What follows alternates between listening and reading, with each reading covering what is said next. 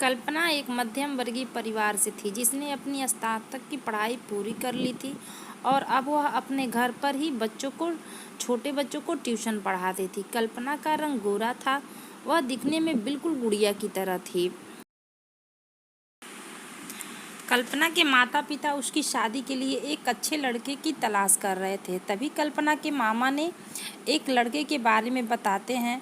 वो कहते हैं कि लड़का का नाम राहुल है। वह किसी कंपनी में मैनेजर के पद पर है और महीने के 70,000 कमाता है। कल्पना के माता पिता ने लड़के की फ़ोटो देखी तो उन्हें लड़का पसंद आ गया। जब कल्पना की माँ ने कल्पना को लड़के की तस्वीर दिखाई तो कल्पना ने कहा, जब आप दोनों को लड़का पसंद है तो मुझे भी पसंद है। अब लड़का और लड़की वालों के परिवार ने मिलकर शादी की तारीख तय कर दी।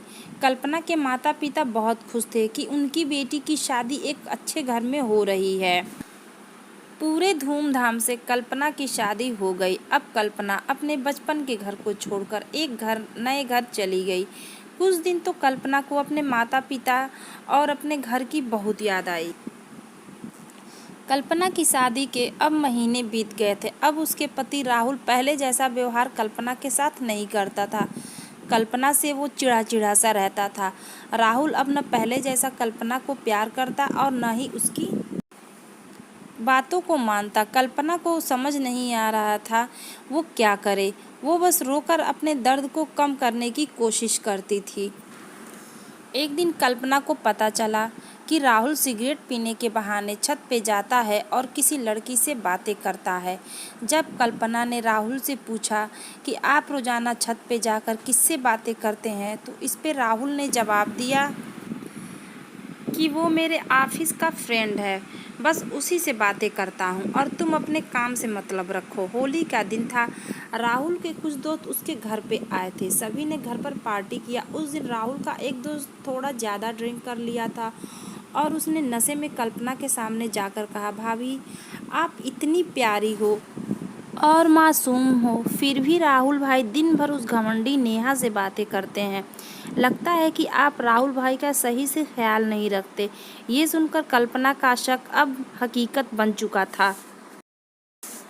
अगली सुबह जब कल्पना ने राहुल से पूछा कि ये नेहा कौन है और क्या लगती है आपकी। राहुल, मैं तुम्हें क्यों बताऊं कल्पना, मैं बीवी हूं आपकी। राहुल, देखो तुमसे पहले वो मेरे लाइफ में आई। कल्पना, तो फिर मुझसे शादी क्यों किया। राहुल, बस तुम अच्छी लगी इसलिए शादी कर लिया।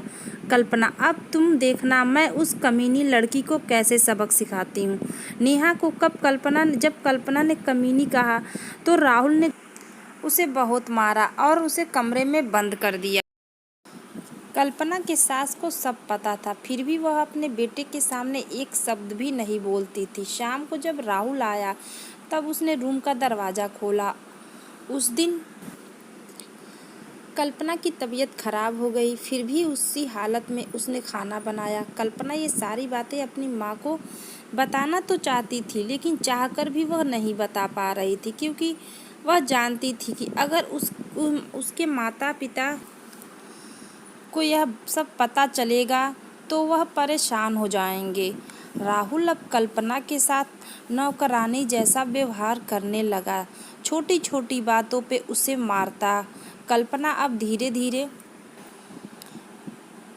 डिप्रेशन का शिकार होने लगी।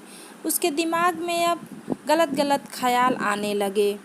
अब ना वो समय पे खाना खाती और ना ही किसी से बात करती थी। आखिरकार एक दिन कल्पना ने रूम में फांसी लगाकर आत्महत्या कर ली। कल्पना ने आत्महत्या का कारण किसी को नहीं बताया, लेकिन उसके सास को पता था कि कल्पना ने आत्महत्या क्यों किया है। दूसरी तरफ कल्पना के माता पिता का रो रो कर बुरा हाल हो गया। कल्पना की मां ने पुलिस को आत्महत्या का कारण उसके ससुराल वालों को बताया। पुलिस राहुल और उसके माता पिता को ले गए, लेकिन पैसों के दम पर कुछ ही दिनों में राहुल और उसके माता पिता जेल से छूट गए। ये भले ही एक कहानी है, लेकिन सच्चाई भी यही है। आई होप आप लोगों को आज की ये कहानी बहुत अच्छी लगी हो।